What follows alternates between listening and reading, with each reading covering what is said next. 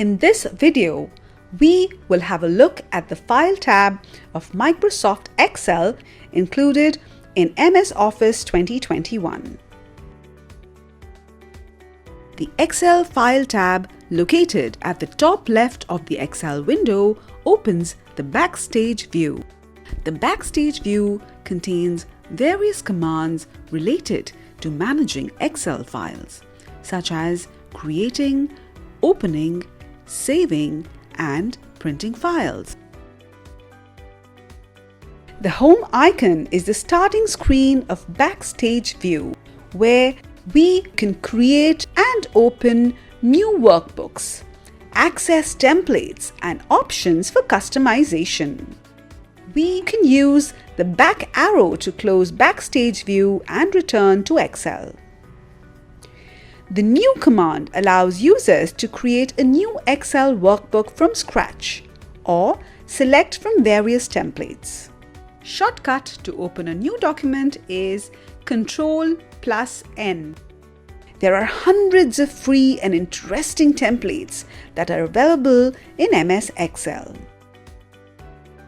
Open command allows users to open an existing Excel file, including files stored on their computer, network, or cloud services. You can use the shortcut Ctrl+O to open the existing document. The Info command provides users with information about the current workbook, including its properties, statistics, and protection settings. The Save command allows users to save changes made to a workbook. Users can choose to save their work locally or to a network or cloud service.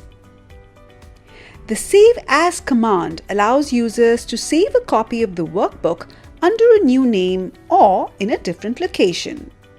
It also allows you to save files in other formats like CSV, older versions of Excel, etc.